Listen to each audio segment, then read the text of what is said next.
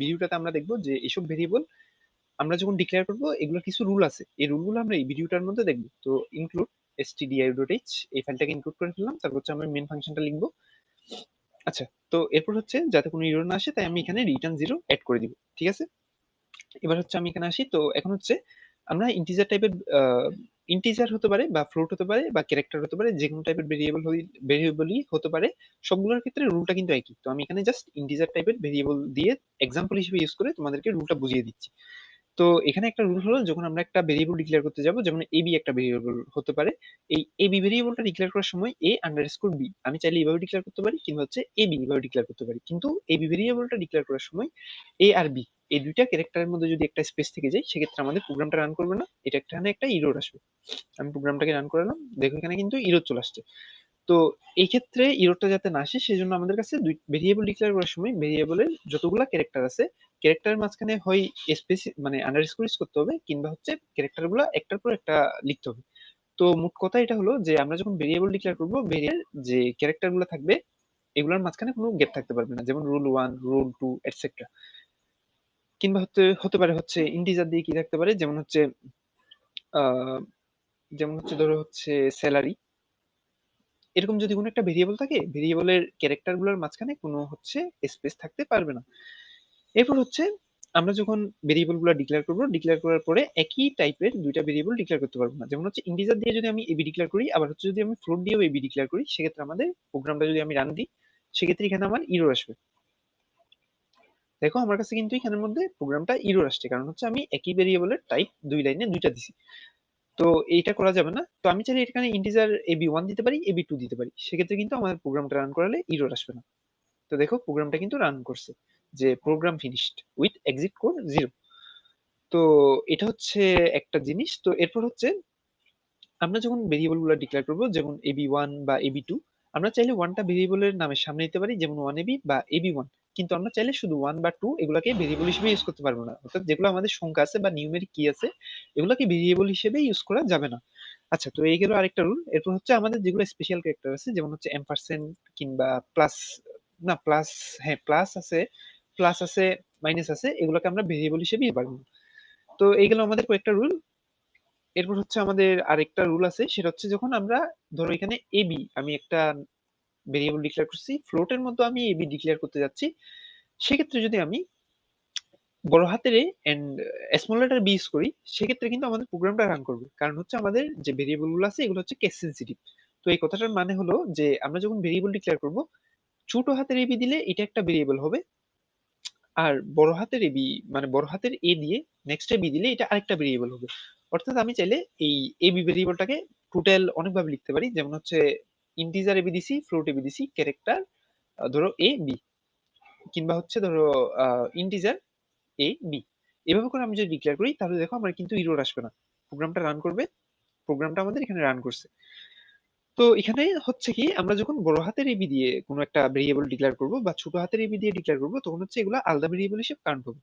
আর এখানে আরেকটা জিনিস আমি বলে রাখি, যে আমরা যখন একই টাইপের, যেমন ইন্টিজার টাইপের ধরো একটা ভেরিয়েবল ডিক্লেয়ার করতেছি যেটা হচ্ছে রুল 1, আর ইন্টিজার টাইপের আরেকটা ভেরিয়েবল ডিক্লেয়ার করতেছি যেটা হচ্ছে রুল 2, এরকম একই টাইপের কয়েকটা ভেরিয়েবল যখন আমরা ডিক্লেয়ার করতে যাব, তখন হচ্ছে আমাদের কাছে দুই লাইনে লেখার কোনো প্রয়োজন নেই। তখন হচ্ছে আমরা যখন একই লাইনের মধ্যে কমা দিয়ে রুল 1 রুল 2 রুল 3 কিংবা হচ্ছে ধরো এবি কিংবা হচ্ছে এ বি এভাবে করে ডিক্লেয়ার করতে পারি, কারণ হচ্ছে যেহেতু সবগুলা ভেরিয়েবলের টাইপ একই বা ইন্টিজার, তো আমি আইএনটি লিখে একটা ভেরিয়েবলের পরে আরেকটা এভাবে করে লিখতে পারবো।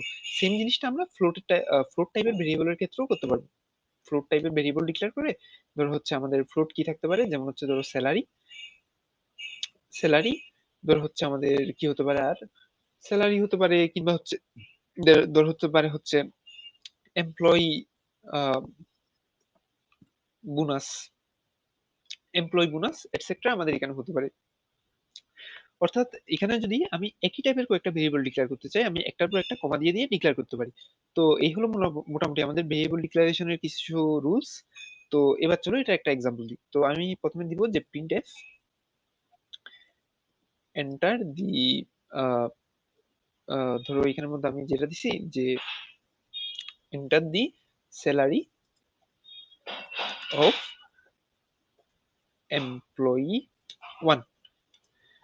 এরপর হচ্ছে আমি ব্যাকসিলেশন দিব যাতে আমার যে লাইনটা মানে এক লাইন গ্যাপ হয়ে যায়। এরপর আমি scanf ফাংশনটা ইউজ করে এখান থেকে %f দিয়ে স্যালারিটা নিব। তাহলে হচ্ছে এন্ড স্যালারি স্যালারি স্যালারি দেওয়ার পরে এখানে আমি সেমিকোলন সাইনটা দিব। তারপর হচ্ছে এরপর আমি দিব যে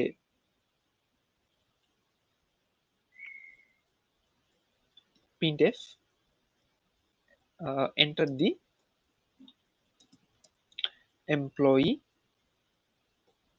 bonus। এখানে আমি একটা ব্যাকস্ল্যাশ সাইন ইউজ করব। তারপর হচ্ছে এখানে আমি একটা সেমিকোলন সাইন ইউজ করব। তারপর হচ্ছে আমি এখানে স্ক্যান করব scanf %f এন্ড হচ্ছে আমাদের কি এন্ড হচ্ছে আমাদের এমপ্লয়ি বোনাস। তো এখানে আমি এবার প্রিন্টএফ দিব যে you have entered the salary equals to %f and the bonus equals to %f। এবার আমি এখানে ডাবল কোটেশনের বাইরে কমা দিব।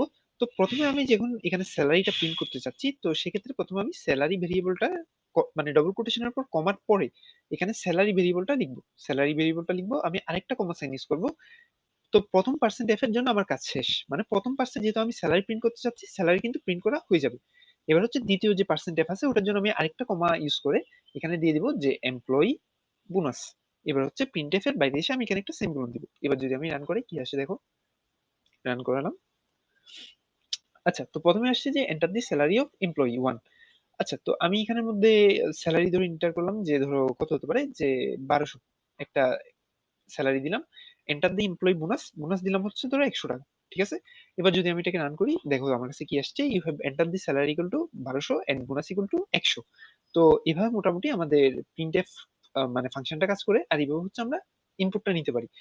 এখন একটা জিনিস হলো যে আমি এখানে কিন্তু প্রিন্টএফ আর স্ক্যানএফ দুইবার ইউজ করছি।